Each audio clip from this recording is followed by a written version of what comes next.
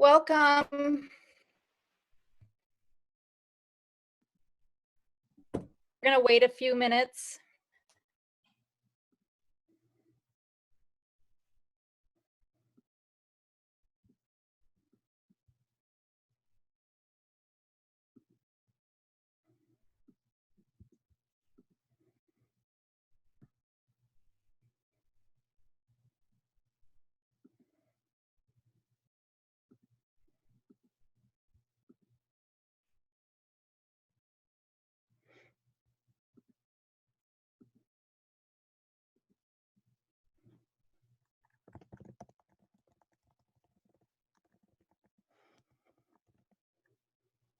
Hello, welcome everybody.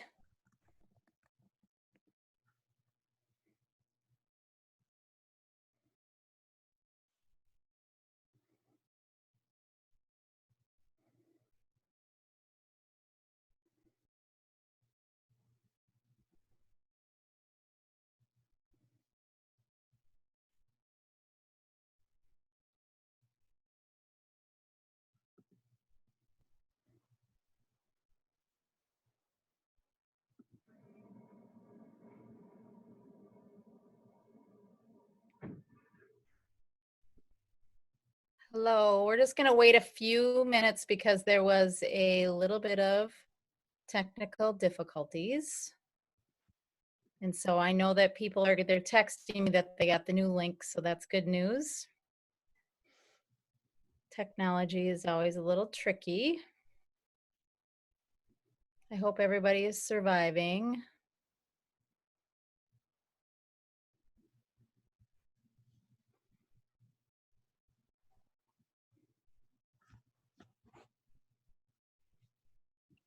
I want to make sure Christy is on here. Christy, did you jump in here? Are you still here? I see her. I just unmuted her. Okay. Okay. Yes, I'm here. I was just waiting as we all were waiting patiently. So, and I was finishing dinner. I know, technology, it just can get the best of you. And then I want to make sure that Kathleen and Brenda are here. Hope they were able to jump in. I am here and I see Brenda as well, but there we go, microphone. Okay. I'm here. Okay, perfect. I'm glad you were able to get on. Thank you for being here. And Christy, there was one other person that was possibly going to maybe jump on at the end, correct? Yes, so Linda from the Minnesota Psychiatry Society will be joining us a little bit later. Okay, perfect. Okay. I'm going to do about one more minute and then just get started, just because I want to be thoughtful of everybody's time tonight. I know you're probably tired of being in front of a computer. So I will be mindful of that.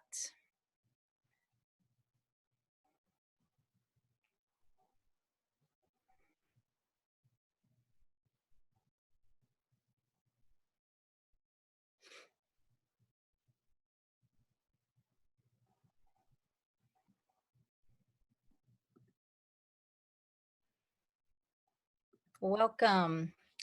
Okay, so I'm going to get started. My name is Molly Fox, and I am the president for the Minnesota School Social Work Association. I am just finishing up my first year, and just wanted to extend an invitation to all the school social workers in the state of Minnesota to just come together, and really it's a time to just ask questions, maybe have discussions with each other, and we also are bringing on a few resources too for you tonight. And so I also just want to talk a little bit about the MSSWA site. If you have not been there, please jump on there and look at our COVID resources. And then Christy is also going to in a minute talk about our SWA site. And talk about the resources there.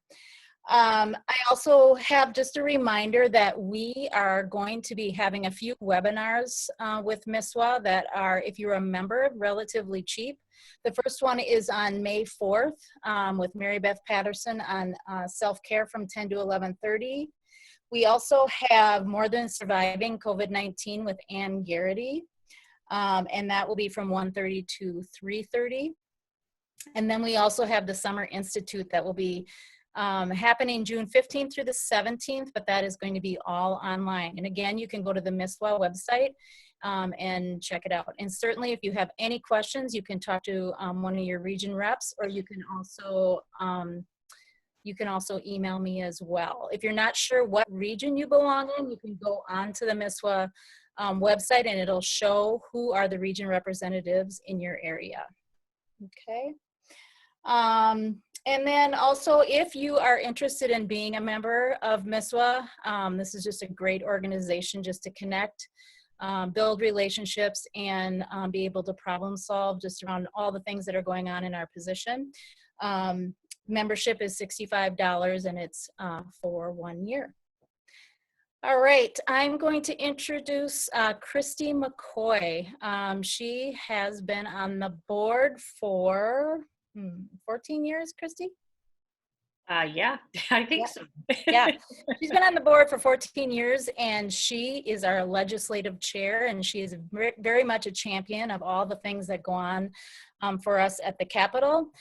So I certainly want her to talk a little bit about that. And then also SWA, she is now president-elect for the School Social Work Association of America. And so she is going down that path. So she wants to talk about that and all the resources that is on that site as well. Christy? Well, hi, everybody. It's so great to see all of you here tonight. I know that this is an unprecedented time, and just to have this opportunity for us to gather and be able to support one another and share resources is really vital during this crisis. What I can share with you, we as SWA, the School Social Work Association of America, have been really working collaboratively with our states. And one of the things that I'm hopeful to hear tonight that I will bring back to SWA is some of the needs that you are seeing across Minnesota. One thing that's important to note, just a few weeks ago, myself and the new government relations specialist, lobbyist for SWA, and the legislative chair met with members of the Senate and Education Committee. And during that meeting, one of the asks that they wanted was to collect stories and data from across the nation to hear what is it that you guys are seeing on the front lines. We have seen some recurring themes. We had meetings with state leaders from the Midwest, from the South, from the Northeast, and I just got off the phone with people from the Western region. And some of the recurring themes that we're hearing is about lack of access to technology, lack of access to internet and problems with internet. We are hearing issues around food insecurity. And that is no matter whether you're in a rural area, a suburban area, an urban area, that food security is a real concern for many of our families. And so I'll be really excited to hear from all of you tonight so I can bring some of that information back. And then Jason is going to bring that back to those leaders and share with them, because they are in the process of coming up with a fourth stimulus package. They're potentially looking at $2 trillion in this fourth round of funding. And they're really asking, what is it that schools are needing? And one other issue that came up is around PPD. So just having the gear for social workers to be able to go out and maybe deliver goods to our families and our students. But one of the things that we're hearing is, like, one of our colleagues shared that they had their school bus drivers and staff delivering meals door to door. And I know my district is doing that now. And what ended up happening in that school district is 30 bus drivers contracted COVID. And so then they had to stop those deliveries, which were so needed for their students and families. So now they're having to get creative and think about how they're going to deliver those meals. So with that said, one of the things that I want to share with all of you is that SWA has provided quite a few webinars as well, one of which is and one related to ethics. And we are going to be bringing that individual to MSSWA, and he is going to be providing a ethics in distance learning and some of the things that we need to consider. And so his name is Dr. Jim Raines, and he's a past president of SWA. So he has offered to provide that same training for all of you. And so we are working on settling a date, but it'll be happening in the next couple of weeks. The other thing that we just did was a webinar last Thursday, and it's $10 if you're a member, 20 if you're not a member. You get a CEU for it, 1.25 CEUs. And it was really looking at some of the emerging inequities that are starting to surface, that have been there, but are surfacing even more so during this COVID outbreak. So although we just had the webinar, we have opened it up for registration. So if you would like to go in and register for that, you can do that and just go on the SWA website. On the main page, you'll see a COVID section, and in that COVID section, you can sign up for and register for that webinar. And then we too are going to try to do a webinar on self-care, and then we've got a lot of information and resources, as does MSSWA, and so we've been really collaborating and sharing resources together. And so some districts have been asking for crisis protocol examples, so we have those up. We have some information around grief counseling, and then we also have an FAQ, which Nancy has linked to our webpage, and those were some big questions that came out related to specific things on how to manage this new role that we're all in and the shifting role that we have as school social workers. So it's a delight to be here with all of you. I'm excited to hear what it is that you guys are confronting, and we'll definitely take that back to a national level, and I will circle back with all of you. And so stay tuned as we are working legislatively to address a lot of these issues. Thank you, Christy. Okay, next we're going to hear from Kathleen, and I won't probably say your last name right, so you'll have to repeat it. I apologize. Kathleen Hodakanen, is that correct? And Brenda Bourne, and they are from the FBI, and just asked if they could come and talk to our group about child exploitation and some of the resources they have there. They're going to just talk for about 5 minutes. If it's an interest, we might also do a webinar with them as well for MSSWA, and it's about trafficking and child exploitation. So I'm going to give them the floor for about 5 minutes or so, and they're just going to kind of talk about what they're seeing and how they can work with us as well. Welcome. Go for it, Brenda. Hi, good evening. Can you guys hear me okay? Yes. Great. My name is Brenda Bourne. I am a supervisory special agent here at FBI Minneapolis. My responsibilities include the Child Exploitation and Human Trafficking Task Force, as well as the Violent Crimes Task Force. I'm here this evening to build awareness around the FBI's concern of child exploitation. Now more than ever, young people today are faced with online threats and abuse. We are warning parents, educators, caregivers, and children about the dangers of online sexual exploitation and child abuse. Due to school closings as a result of COVID-19, children will potentially have increased online presence and be in a position that puts them at risk. This audience is well aware that children tend to be trusting, and predators know this and they take advantage of it. There is no specific profile for victims of this type of crime, and children across all demographics can be targeted. This type of crime causes very real harm and has a lasting impact. It is important to have internet safety conversations with kids of all ages, and the conversation should include a discussion about taking and sharing images and videos. Images and videos do not easily disappear from the internet, and the long-term effects of sharing images and videos on the internet can be devastating. We are seeing an increase in online child exploitation and sextortion. Sextortion occurs when an adult coerces a victim into providing sexually explicit images or videos and then threatens to share the images publicly if the victim fails to comply with their demands. And the only way to make this stop is for the victim to come forward to someone they trust. I am here this evening to ask for your help.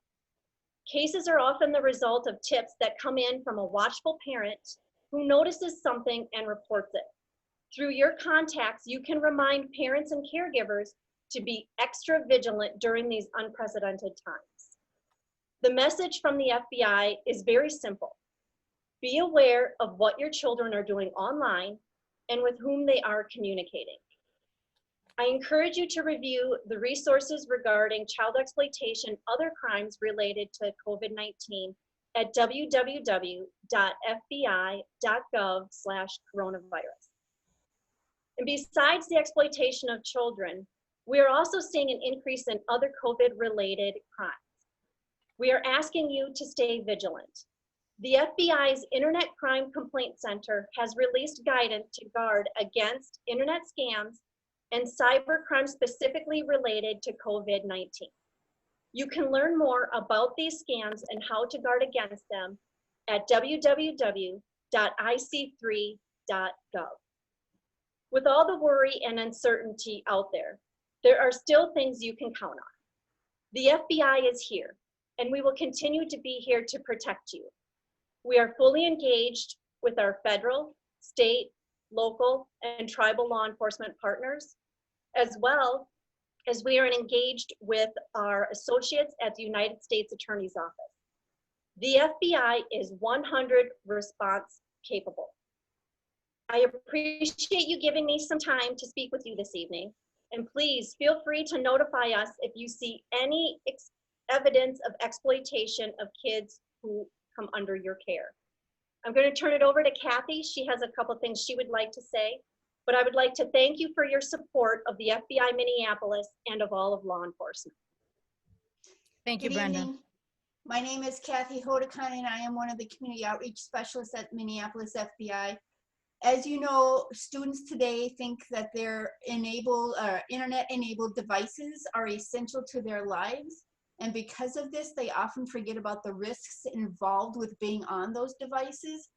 So the FBI has a safe online surfing internet challenge as a way to make students aware of these threats and to give them the knowledge they need to steer around them. FBI SOS is a free, educational, fun, competitive, and age-appropriate online program that uses games and activities to teach students in grades 3 through 8 how to recognize and respond to online dangers. It's open to all schools, public or private. Once again, it's free.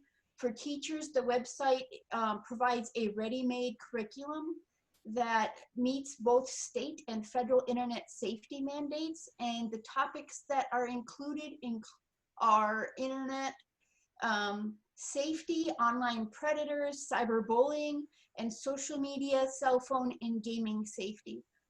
A growing number of schools are using this program to teach their students about web literacy and safety.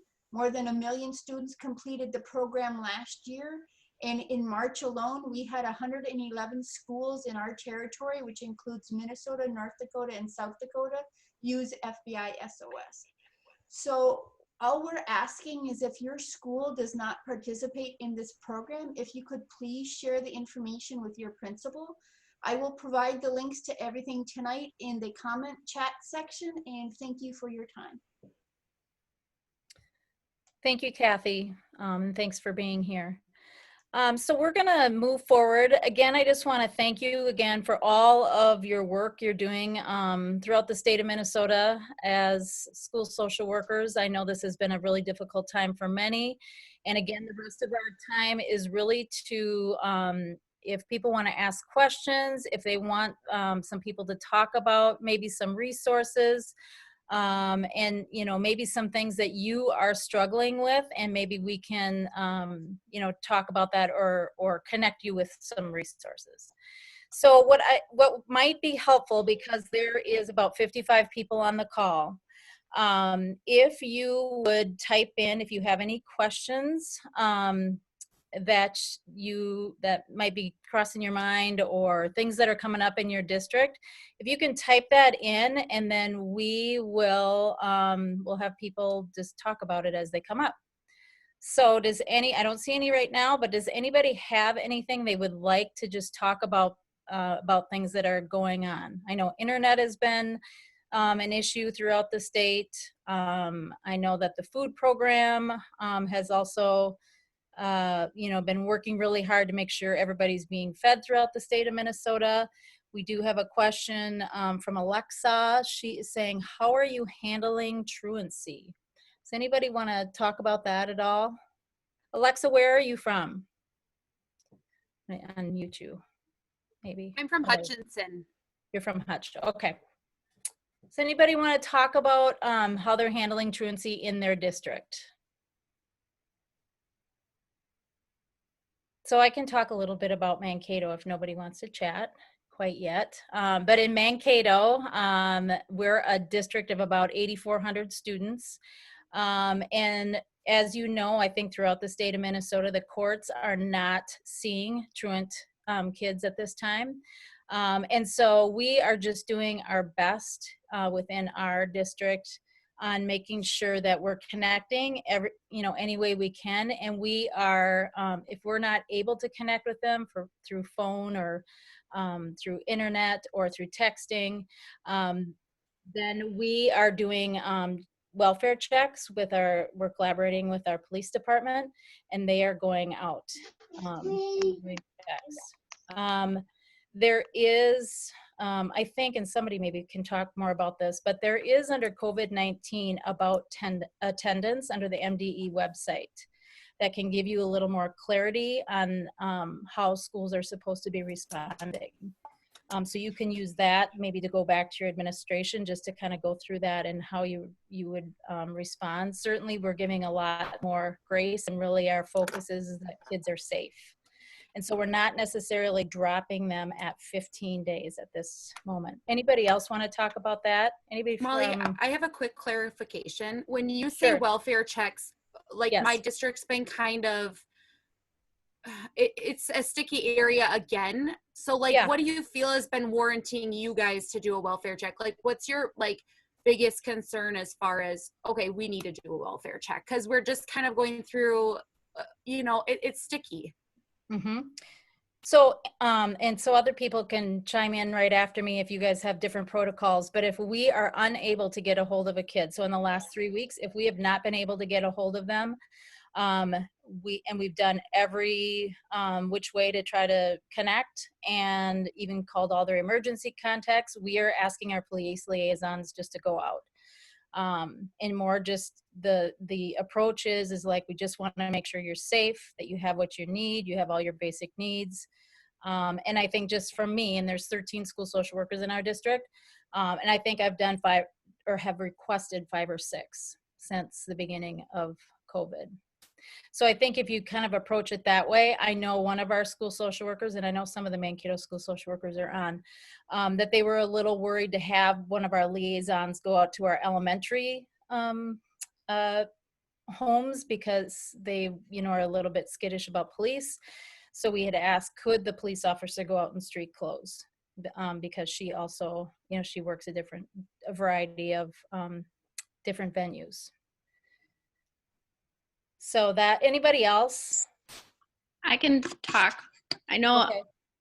I'm a social worker in Columbia Heights, so we're definitely a smaller district, but we haven't done any filing for a neglect or truancy at this point yet, even though Hennepin and Anoka County have both said that they are still taking reports. But yeah, we're primarily just working with the families and teachers and trying every which way we can to get in contact with them and get them the devices that they need to connect. We also are sending a letter if anyone has had 3 absences at this point. Our teachers are taking attendance daily if they've had any sort of contact with the kid. So I think, sending out letters and still doing that. And the letters we changed so that they're primarily focusing on distance learning and more of a connection letter rather than like the typical attendance letters that we send. Okay. Does that help, Alexa? Yeah. Yes, thank you. Okay. Anybody else wanted to add to that at all? Okay, and then also Kelly Jensen, she's from St. Peter. She also just reiterated that on MDE that you can see some just more material on truancy and what the recommendation is now during COVID-19. Can Kelly just give us a synopsis of what that is, the new guidance? Sure, thanks. Kelly?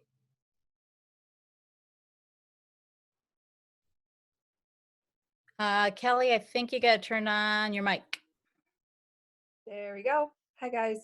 Hi. I'm not super well versed in it right now. I know that we just talked about it in our staff meeting this morning.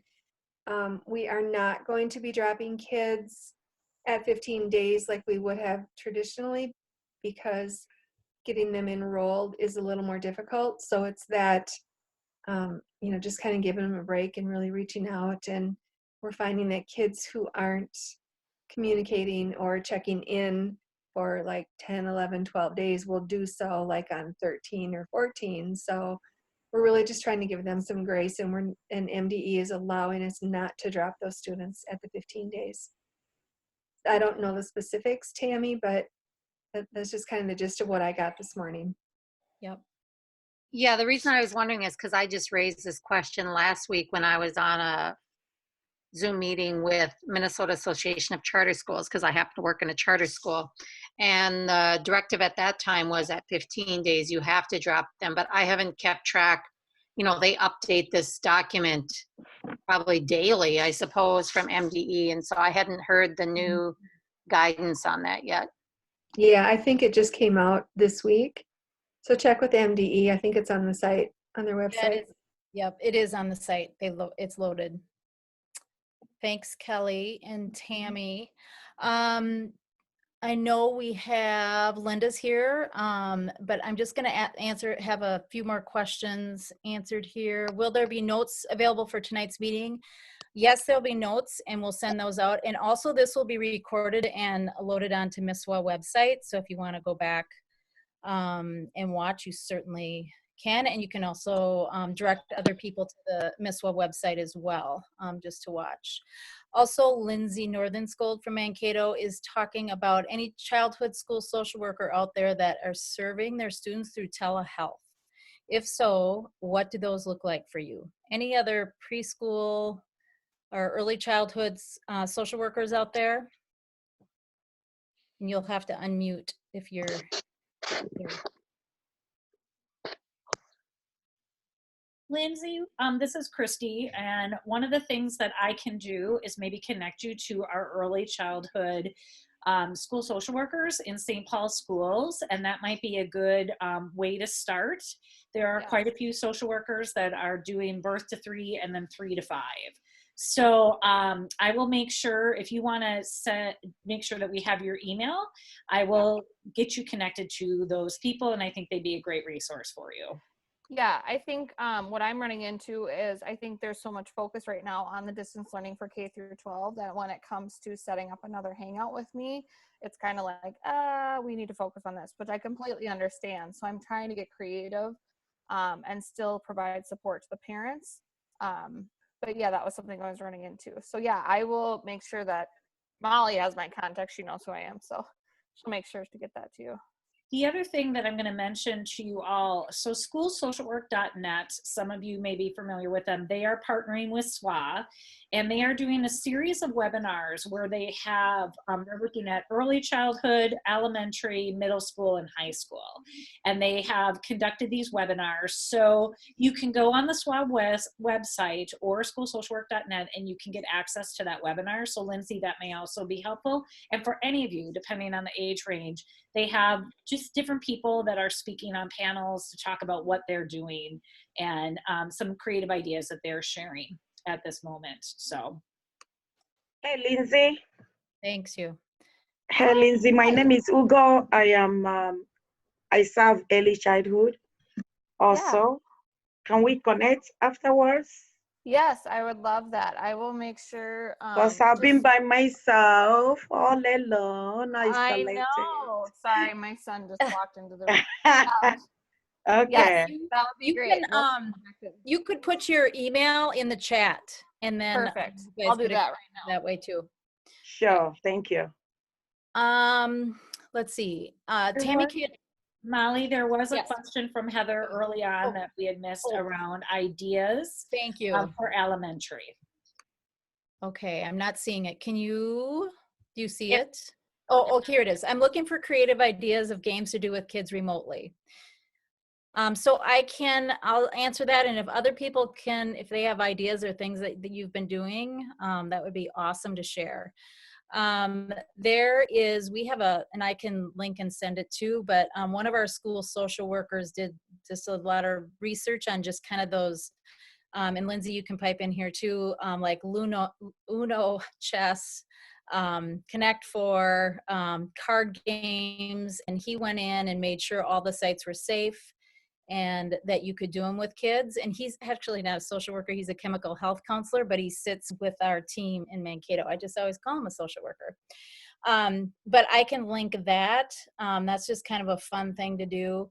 And then the other links that I'm sure you're familiar with, Heather, is like Colorfy. It's not necessarily a game, but it's more of like mandalas.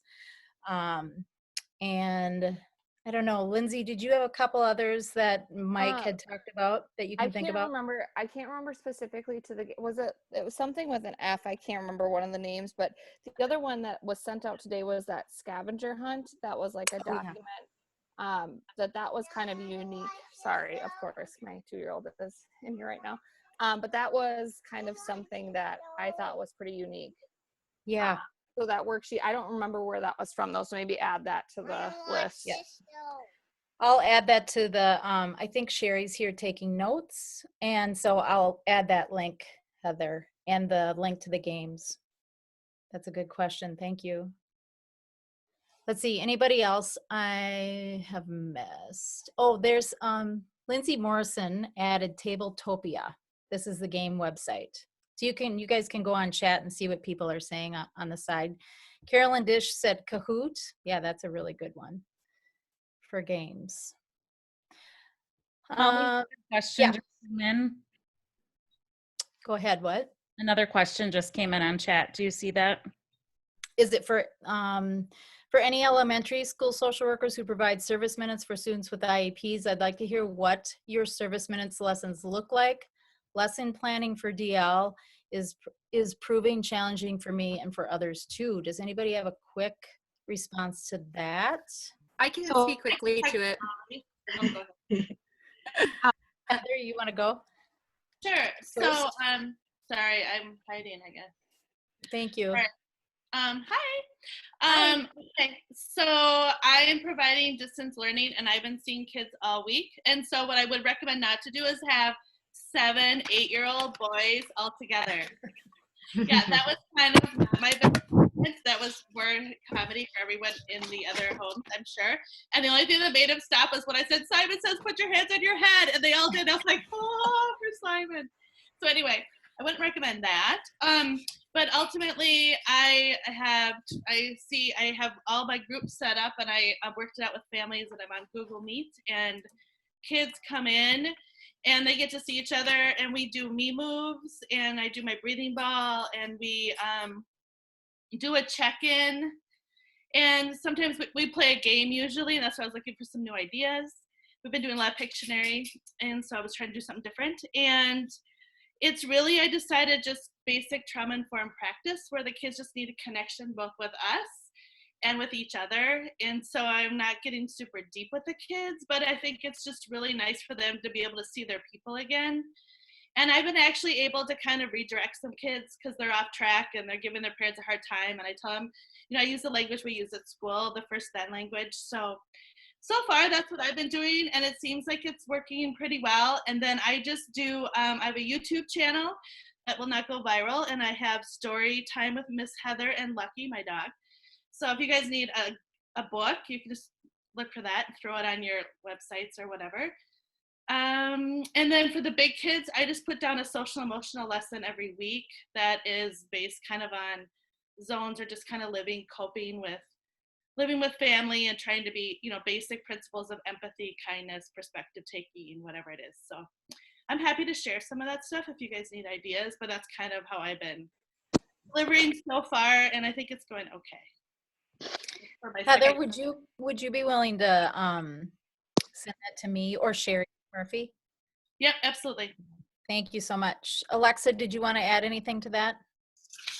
Yeah, we just did an addendum to all of our IEPs rather than amending them. And I just bumped my hours down to 1 time a week. And I felt like that was really beneficial, just in the sense of like, you're not having to spend all week trying to see all 30 kids 2 times a week for 20 minutes or whatever. So just give yourself grace in the sense that, I mean, it's your IEP minutes are there, yes, and we have to honor them, but also that it is kind of unrealistic with everything else that's on their plate, and just more so being a resource there for them if needed, and making yourself available. I agree with the groups. The groups are really hard with tons of little boys and girls wanting to chat, but I also really connect with my case managers and co-teach on Google Meets with them, and that's very helpful. So awesome. Thank you both. Molly, I have some. Yes. Molly, Thank I can hop yeah, in there. So we, as a social work team in Faribault, set up a part of a website, or on our COVID website is a link, and so every week we put up a new lesson and activities that parents can do, and then we're doing a lot of one-on-one for our students who are on our caseload, just checking in. What should Danny do at school has been a huge hit. For me to read with the kids as we're on, and then they're able to, we take turns making choices and all of that, and talk about how that can be incorporated day by day, what they're doing. And for one of my kids, I did make a Guess Who game using facial features, because that's what we're working on. And so I emailed it home, and Mom made a copy, so then we play Guess Who back and forth, trying to talk about what does their mouth look like, or their eyebrows, what kind of hair, and so we're working on those things. Yeah. Awesome. Thank you, Michelle. Let's see, Molly Cirillo also says, I try to keep a routine when I meet with kids and have the same question tasks, check in. One way I'm taking care of myself, one goal for the week, game, fun activity. So that's awesome. Anybody else am I missing any questions? Nancy, can you see? Or Christy? Nope, there was just one. Lindsay just offered another resource called Centervention.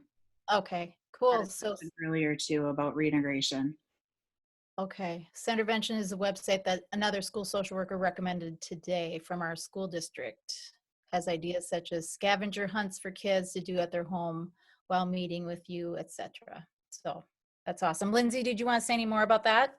Yeah, I was just going to add, I think it was just kind of unique because I think I was a part of, Ann Garrity did a presentation that I was a part of a couple, I don't know, maybe it was yesterday, who knows, all the days are blending together. But anyway, she talked about how excited the kids are to show, their home and whatnot. And so I thought this was a unique kind of guided way that you could access that. So they had this scavenger hunt idea of just things to look for. So for that elementary age, probably. Awesome, thanks. Amy Browers also says, Slumberkins has some free things for pre-K through early elementary. Molly Cirillo, School Social Worker of the Year, this past year. How are people directly supporting parents? I have several parents that are at their wits' end. Are you meeting directly with parents, just parents? Parents get a lot of emails, so I don't want to just send another email. Anybody have any thoughts that they're doing right now? This is Lindsay again. I was just gonna add, because I am early childhood and they are so bombarded right now with distance learning, Zooms and all that kind of stuff, I have found that I have been doing a lot more checking in with parents for obvious reasons. If their client, is an infant or something like that, of course I'd be checking in with them. But I have found that I have several parents that I'm very concerned with.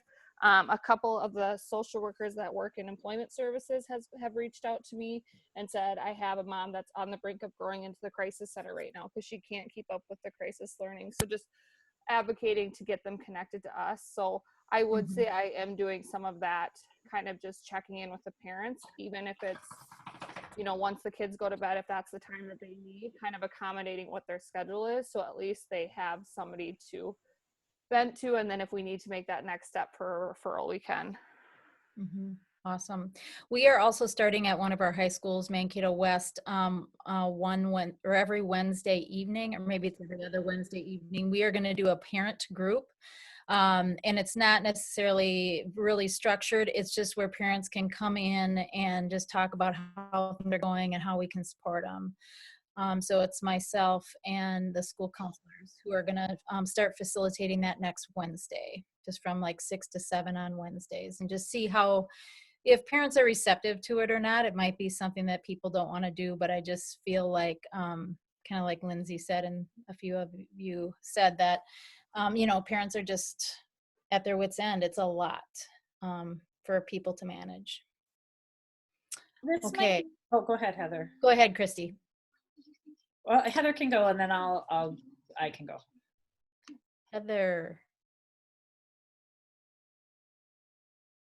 Unmute, Heather.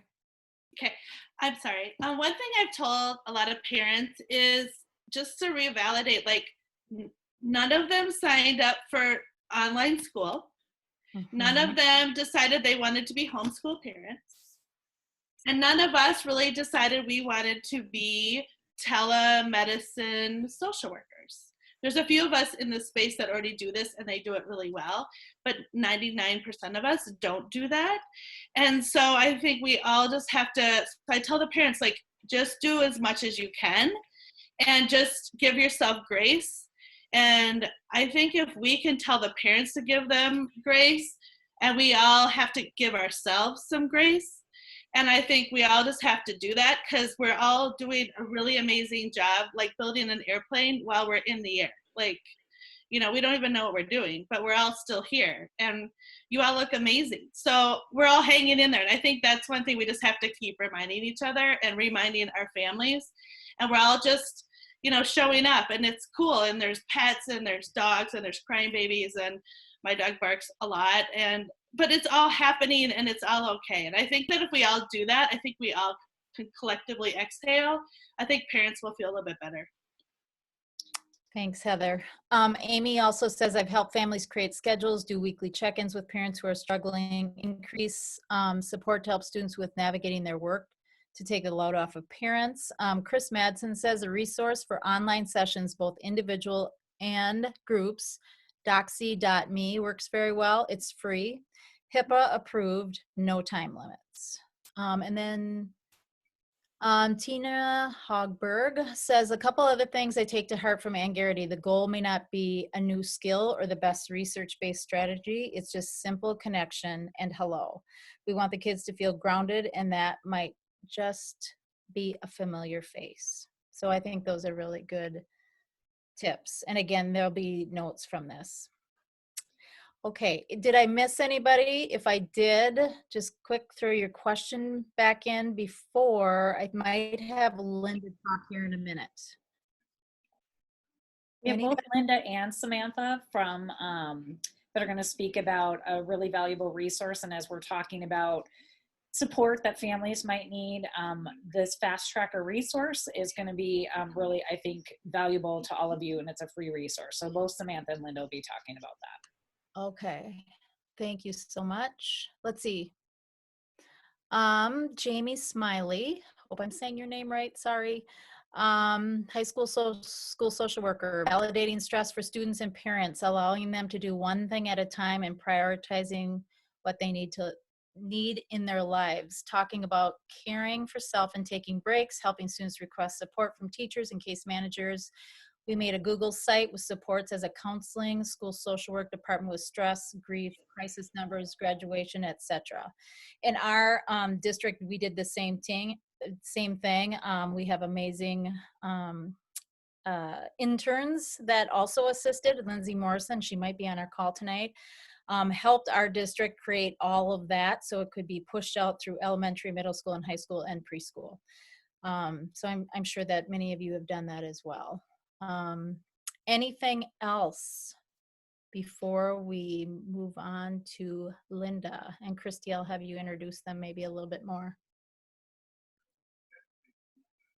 Well, as we were planning this town hall meeting, I have been sitting on the Mental Health Legislative Network, and another group that has been collaborating just to try to provide support to families, to youth, to all ages. And so that is where I had the opportunity to meet Linda. Linda is the executive director of the Minnesota Psychiatric Society. And Samantha, I met just about a month ago when she came to my school with Linda to talk to me about this great resource to share with all of you. And we had hoped to be able to roll it out at our spring conference. But obviously, when this outbreak happened, that impacted our ability to get this out.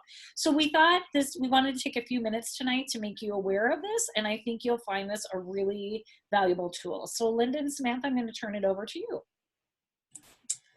Thank you very much. I think, Samantha, if you don't mind, we didn't really plan anything, and I don't have cute little boys like Samantha does, so I'll just have to talk fast, and then you can watch her. But I thought, is it possible for me to share the screen? Is that okay? Yes, absolutely.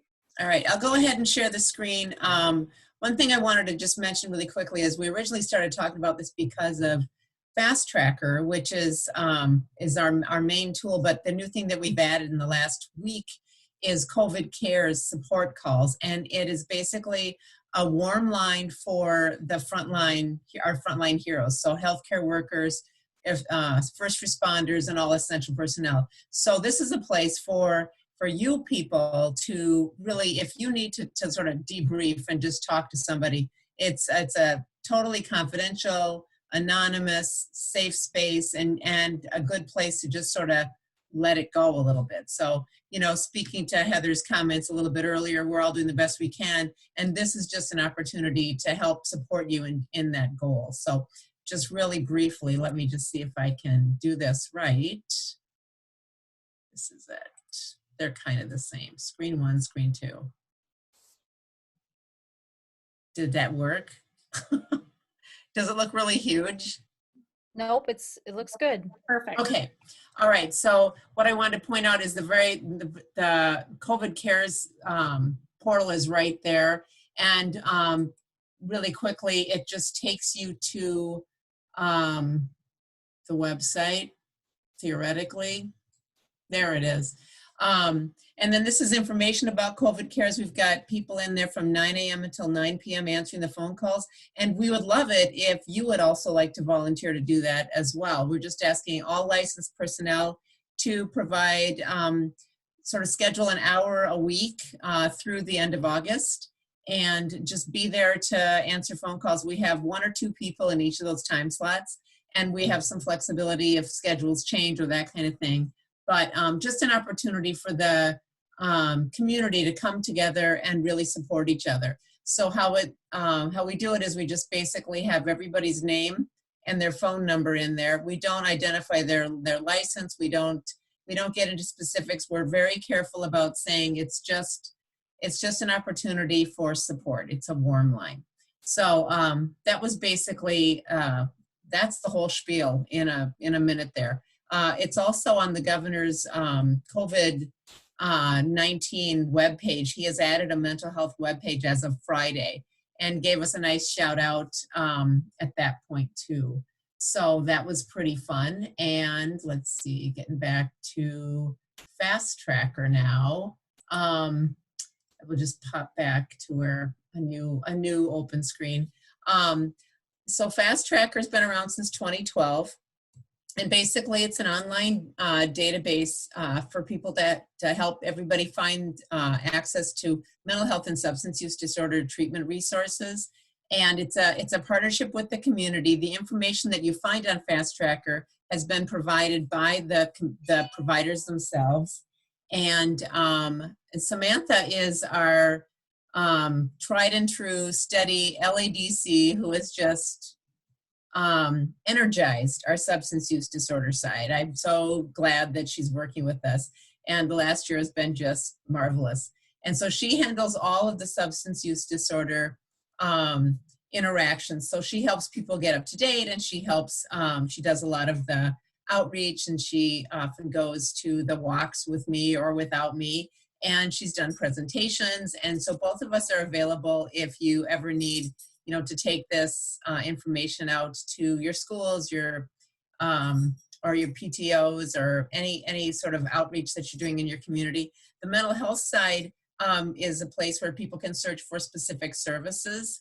And I don't know how much time we have, but I think I'd rather just let Samantha take over the screen. You probably have, well, I don't know if you can. If you want to, Samantha, what I can do is you can just tell me where you want to go, and I could do it from my screen. Yeah, sorry. Well, I was just going to mention too, I am one of the listeners for COVID Cares right now, and I just wanted to put out there, if you guys did want to volunteer an hour of your time to be somebody that is helping our frontline, even though, you know, you are the frontline as well, I would suggest getting a Google number. I just wanted to put that out there. I know a lot of my fellow LADCs that I've worked with in the past were concerned about their phone number being out there. So I use a Google phone, a Google voice line. So I just wanted to put that out there. But yeah, so like Linda said, Fast Tracker, I am very passionate about Fast Tracker. So this is the home page, and I am the substance use disorder specialist. So we have substance use providers and facilities that are licensed through DHS. And what it offers is free time or real-time availability. So if you know somebody, or somebody's family member is looking for treatment and they need it now, we have the ability, if you click on the substance use disorder side, it'll bring you to the substance use disorder homepage. Now, these are kind of mirror images. So the mental health page looks very similar to this, but it's going to have your mental health providers and your mental health treatments. Up on the top, there are, in the green, it'll have a bunch of different helpful information. If you're an admin, like if you are an LADC who offers services or a treatment center, you can log in there. Where most people are going to go who are looking for services is the Find Treatment button. And that gives you the ability to search. So we've made it pretty user friendly for people who don't know exactly what they want. And we've made it also, you know, complicated. If it's an LADC or a psychiatrist who knows exactly what the person that they're helping needs, they can put in as much or as little information as they need. So you would just search for your services. If you click in the search for services area, it's going to give you a drop down of different services that we offer. Now these ones with the asterisks, those are going to be the ones that have immediate availability. And so that's where people can find immediate availability. Now, if they didn't need an immediate availability, they would be able to use, go down and just put one of the different services that people offer. You have the ability to put a zip code, a keyword, and that's going to capture anything that that provider put in their profile. So that, I mean, that's as simple as it is, and we want you guys to have that resource. I just went to the Anoka Hennepin forum about the recent suicides in that district. I went there as a resource and a mental health provider, and the school nurses are putting them in the school nurses office. They also want them in the libraries in the front and in the front office. You know, unfortunately with COVID-19, that happened a couple weeks later. So those resources are there, but the kids aren't able to get them. If you guys need any of the resources to send to any of your family members or your students, me and Linda can send you guys some PDFs of resources that you can mail out. We also have printable like flyers where they can just pull off a piece of it and get the website. It's really simple to just give out fasttrackermn.org as a resource, and it really is going to be life-saving. I know a lot of my patients in the past have not been willing to call multiple places once they've been told that they don't have an opening. So this is really like groundbreaking, and I think that it's going to capture a lot of people who are scared to get help and they don't want to hear no, they don't want rejection, they have a lot of anxiety about it.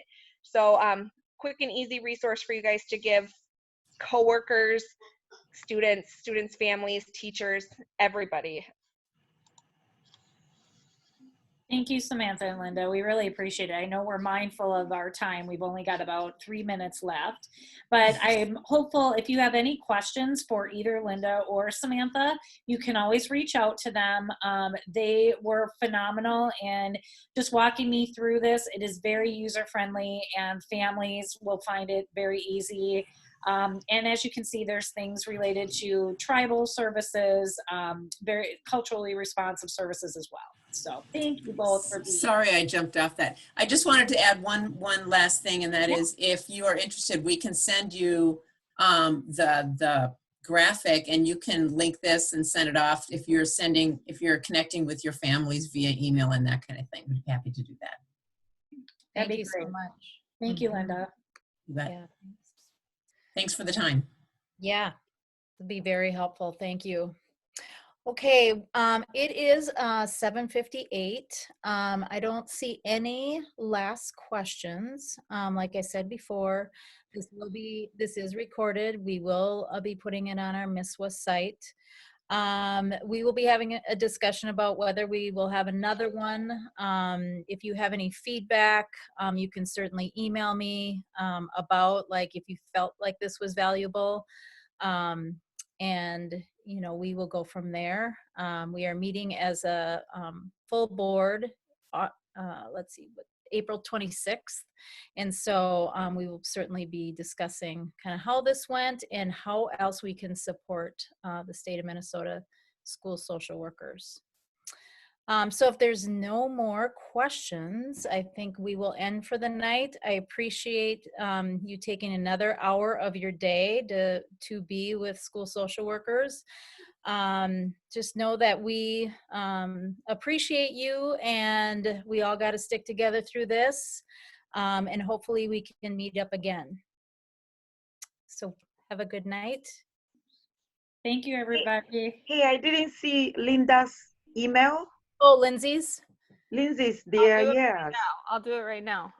She's gonna. Oh. She's adding it, and then we'll have notes too. Yeah. Thank you. Thank you. Stay safe and healthy. Bye, everybody. Thanks, everyone.